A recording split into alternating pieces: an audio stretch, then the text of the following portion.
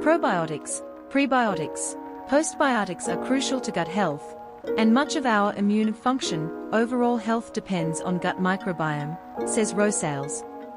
I don't think many people realize this or how they can change their microbiome.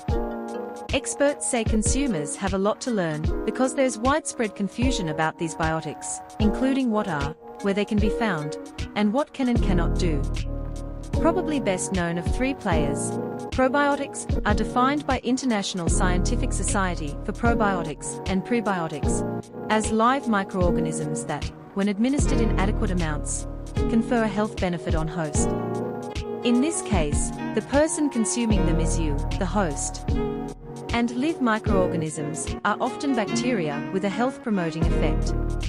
Given that there are good bacteria and bad bacteria in human body, the goal is to take probiotics that keep bad ones in check. In addition to promoting overall gut health, consuming probiotic-rich foods can improve irritable bowel syndrome, antibiotic-associated diarrhea, prevent traveler's diarrhea, produce vitamins, and increase nutrient absorption, reduce the risk of common infections. In fact, according to a study, the 2022 issue the Cochrane Database of Systematic Review, probiotics were found to reduce the occurrence of upper respiratory infections when consumed regularly. Many different types of beneficial bacteria are considered probiotics.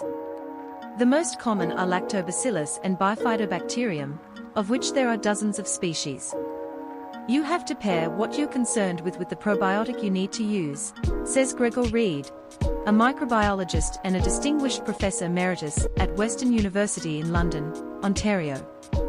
In other words, if you consume a strain that has been shown to improve constipation, and take it in hopes that it will lower your blood sugar, you'll likely be disappointed, Reed says. Rosales says some foods, such as yogurt, kefir, kimchi, and fermented soybeans and kombucha, naturally contain probiotics. But here's where things get complicated. Not all fermented foods or yogurts contain probiotics, Reed says. As a consumer, looking for contains live and active cultures on the label is a good starting point. Listing specific types of bacteria is even better, because then you'll know you're getting the right thing. In other cases, certain types of probiotics are added to various functional foods. These are described as benefits beyond just providing nutrients, thanks to addition of other ingredients. Such foods include beverages, yogurts, and cereals. Probiotics are also available as supplements. The challenge with probiotics is that they have to come alive and well in your gut to have any health benefit, explains Rosales. That's why we see them in supplements. When choosing probiotic-containing functional foods or supplements, Reed recommends referring US Probiotic Guide website, which is designed to help healthcare professionals make decisions about probiotic therapy for patients. Here you'll find information about specific food products and supplements, the types of probiotics they contain, health conditions they target, and how to use them. Simply put, prebiotics are food sources for beneficial microbes. Probiotics, explains Gail Cressy, a nutritionist and gut microbiome researcher in the Department of Pediatric Gastroenterology, Hepatology, and Nutrition at the Cleveland Clinic. It's a form of carbohydrate or fiber that we typically don't have the enzymes to digest, she says. As a result, they pass through the digestive tract into the intestine, where beneficial bacteria can feast on them.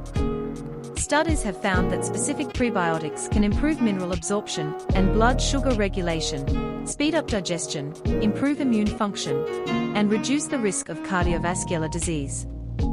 In a study 2021 in the journal Frontiers in Immunology, researchers found that when people with moderately high consumed 80 grams of oats daily for 45 days, their total cholesterol and LDL levels were significantly reduced. Meanwhile, a study 2021 in the journal Psychopharmacology found that when healthy people consumed 12.5 grams of a dietary supplement containing the fiber polydextrose each day for 4 weeks, their cognitive flexibility and sustained attention during various tasks slightly increased. This may be because consumption of polydextrose improves gut-to-brain communication. Some vegetables, fruits, and grains naturally contain prebiotics, such as onions, garlic, bananas, chicory root, yams, asparagus, wheat, barley, oats, and beans.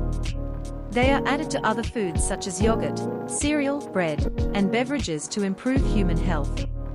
But you won't find the word prebiotic on the label. Although there is no officially recommended daily intake of probiotics or prebiotics, Reed says, you probably need to consume 5 grams of prebiotics to stimulate the beneficial microbes in your gut. Prebiotics probiotics equals postbiotics. In summary, postbiotics are metabolites of the probiotics or other microbes you eat, says Reed. In other words, when you consume foods rich in probiotics and prebiotics, the microbes in your intestines consume the indigestible prebiotic fiber and produce bioactive compounds called postbiotics. Ultimately, we want endgame. They affect how our guts work, and they keep good bacteria out there and bad bacteria out, says Gina Christ, a public health expert focusing on nutrition at University of Delaware. Rosales says that postbiotics have certain physiological benefits on their own, including anti-inflammatory, antioxidant, and anticarcinogenic properties. They protect the gut barrier, prevent leaky gut. They aid in water and electrolyte absorption in the gut and have beneficial effects on immune function. These are just a few of the known effects, more popping up regularly. Remember, as with other dietary supplements, probiotic, prebiotic, and postbiotic supplements in the US are not regulated by the Food and Drug Administration. Cressy states that manufacturers do not have to prove efficacy or safety, so there is a reason why he and other experts do not recommend taking these supplements unless under doctor's instructions. Over the last 10 years, we've realized how important the gut microbiome is to us hosts, Cressy says. We feed these microbes through what we eat every day. The best way to take care of the microbiome, your overall health, is to consume a healthy diet rich in fruits, vegetables, fiber, low in fat, sugar, processed foods, she says. Taking a probiotic or probiotic supplement will not fix a bad diet.